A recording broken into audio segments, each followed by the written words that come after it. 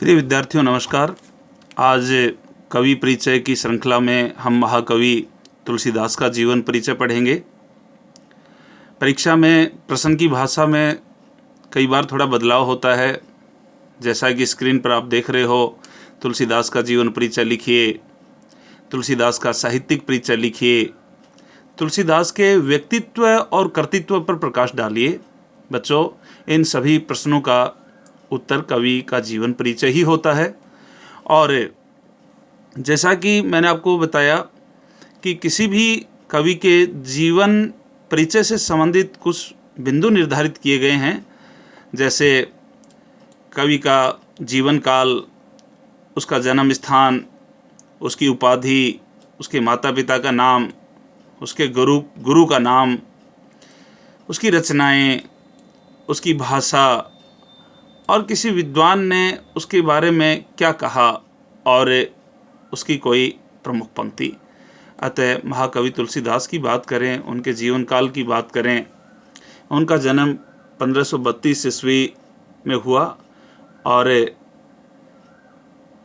उनकी मृत्यु 1623 ईस्वी में हुई।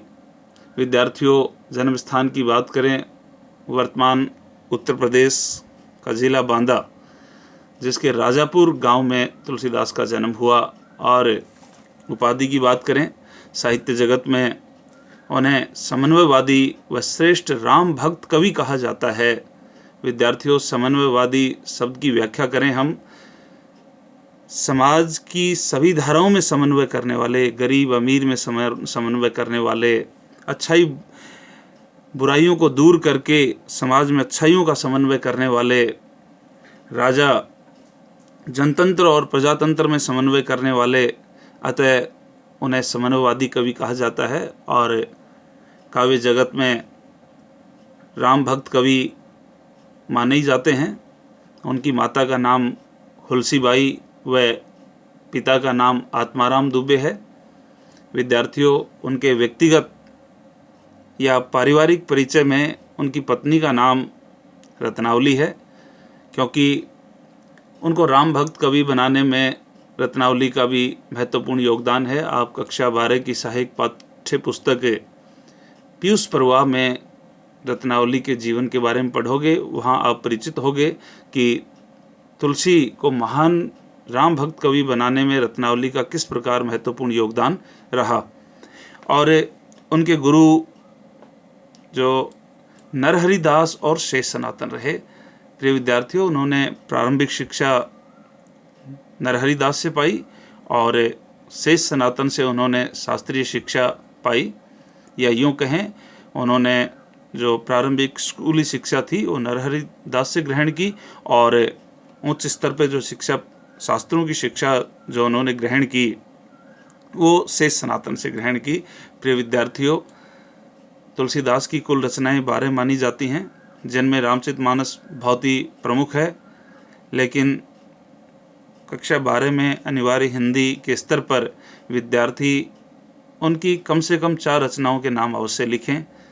रामचरितमानस, विनय पत्रिका, कवितावली, गीतावली, दोहावली और बर्बर रामायण। विद्यार्थियों, उनका ब्रज और अवधी भाषाओं पर समान रूप से अधिकार था, या यूँ कहें दोनों भाषाओं पे बहुत अच्छी पकड़ थी उनकी, और उन्होंने अपनी रचनाएं दोनों ही भाषाओं में लिखी हैं। और विदेशी विद्वान जॉर्ज ग्रियर्सन ने हिंदुस्तान में आकर तुलसीदास की हस्तलिखित 128 प्रतियों का अध्ययन कर इस निष्कर्ष पर पहुँचे कि तुलसी एक बहुत महान कवि हैं। उन्होंने लिखा, सबही नचावत राम गोसाई, मोहि नचावत तुलसी गोसाई। अर्थात सबही नचावत, सभी प्रभावित हैं राम गोसाई, राम से, हिंदुस्तान में सभी राम से प्रभावित हैं। मोहि नचावत तुलसी गोसाई, और मैं तुलसी से प्रभावित हूँ। और बात करें उनकी प्रमुख पंक्ति की, तो तुलसीदास ने जो भी लिखा है वो साहित्य का, उनकी प्रत्येक शब्द, उनकी प्रत्येक पंक्ति साहित्य का एक रत्न है। लेकिन परीक्षा की दृष्टि से मैं आपके लिए एक पंक्ति प्रस्तुत कर रहा हूँ। सिया राम मैं सब जग जानी, करहूँ प्रणाम जोरी जुग पानी। अर्थात संपूर्ण संसार को सिया राम में जानकर मैं हाथ जोड़कर सबको प्रणाम करता हूँ। जोरी जोड़कर जुग दोनों पानी हाथ। नमस्कार, धन्यवाद।